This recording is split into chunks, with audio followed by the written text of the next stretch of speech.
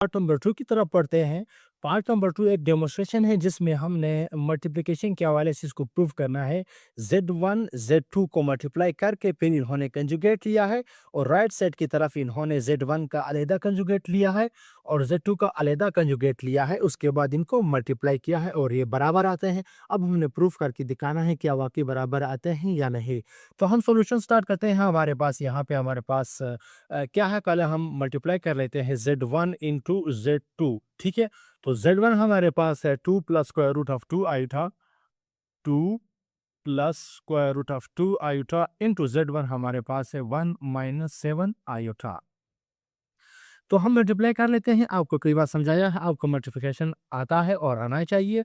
2 1 ज़ा 2 हमारे पास, माइनस 7 2 ज़ा 14 iota plus square root of 2 iota और यहाँ पे हमारे पास जो आता है plus minus 7 square root of 2 iota square. ठीक है, आयोटा स्क्वायर जहाँ पे भी आ जाएगा वो रियल पार्ट बनेगा, उसको हमने रियल पार्ट के साथ लिखना है और जो इमेजिनरी होगा उसको हमने बाद में लिखना है। तो आयोटा स्क्वायर -1 है तो इस माइनस को प्लस कर देगा तो ये आ जाएगा +7 स्क्वायर रूट ऑफ 2 हमारे पास। यहाँ से हम माइनस आयोटा कॉमन लेंगे -14।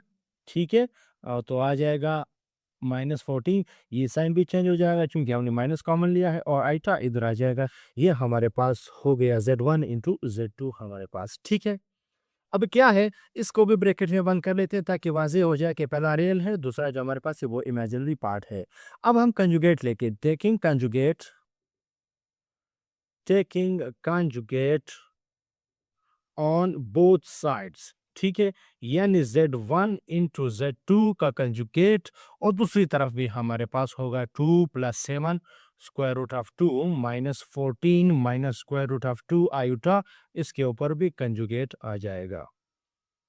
ठीक है, तो कंजुगेट सिर्फ और सिर्फ आइटा का जो पार्ट है या जो टर्म है सिर्फ उसी को चेंज करेगा। उसका साइन जो होगा माइनस है तो इसको प्लस कर देगा तो ये आ जाएगा 2 प्लस 7 स्क्वायर रूट ऑफ 2, ये हो जाएगा plus 14 minus square root of 2 iota. इसको हम इक्वेशन नंबर 1 का नाम देंगे। ठीक है, ये हुआ लेफ्ट साइड हमारा पास जो था वो हल हो गया। अब हमने राइट साइड को देखना है। राइट साइड ये है कि हमने Z1 का भी कंजुगेट लेना है और Z2 का भी कंजुगेट लेना है। पहले हमने कंजुगेट लेने हैं दोनों के अलग-अलग और उसके बाद हमने दोनों को मल्टीप्लाई करना है।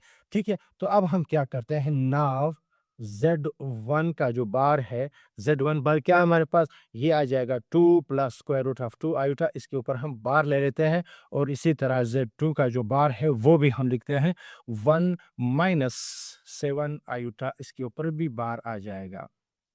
तो Z1 क्या है, ये इमेजिनरी पार्ट को चेंज करेगा, साइन जो होगा माइनस कर देगा और इधर उसको प्लस कर देगा 1 प्लस 7 आयोटा। अब क्या है, अब इन दोनों को हमें मल्टीप्लाई करना है क्योंकि Z1 का कंजुगेट और Z2 का कंजुगेट आपस में मल्टीप्लाई हो रहे हैं तो हम मल्टीप्लाई कर लेते हैं। नाउ Z1 का जो कंजुगेट है इनटू Z2 का कंजुगेट है, इन दोनों का हम मल्टीप्लाई कर लेते हैं। तो ये है 2 minus square root of 2 iota into 1 plus 7 हमारे पास आयोटा। तो कर लेते हैं मल्टीप्लाई। 2 1 ज़ा 2 plus 14 iota minus square of 2 iota plus minus 7 square root of 2 iota square. ठीक है, तो ये रियल पार्ट बनेगा, इसको हमने 2 के साथ लिखना है। आयोटा स्क्वायर उसको प्लस कर देगा 2 प्लस 7 स्क्वायर रूट ऑफ 2 और यहाँ से इन दोनों में से हम क्या करेंगे, हम कॉमन लेंगे। आयोटा हमारे पास कॉमन है, हम आयोटा कॉमन लेंगे तो इधर जाएगा 14 माइनस स्क्वायर रूट ऑफ 2, हमने आयोटा कॉमन लिया और इन दोनों को हम क्या करते हैं, यहाँ पे इन दोनों को हम ब्रैकेट्स में बंद कर लेते हैं ताकि इमेजिनरी और रियल पार्ट अलग अलग हो जाए और इसको हम इक्वेशन नंबर 2 का नाम देते हैं। जिस तरह के नज़र आ रहा है इक्वेशन नंबर 1 इक्वेशन नंबर 2 हर सूरत बराबर है तो हम कहेंगे, हम यहाँ पे लिखेंगे 10 from equation 1 and equation 2 left hand side is equal to right hand side. ठीक है, दोनों बराबर है तो हम लिख लेते हैं जो right hand side left hand side था Z1 का जो Z2 के साथ होल बार था, इनके अलग अलग जो कंजुगेट थे हमने वो मल्टीप्लाई करके हमने रिजल्ट प्रूफ किया तो वो बराबर थे। तो इक्वेशन नंबर 1 और 2 से हम साबित हो गया कि ये दोनों बराबर हैं। तो ये हो गया क्वेश्चन कंप्लीट। तो मिलते हैं नेक्स्ट वीडियो में, इजाज़त चाहते हैं, अल्लाह हाफिज़।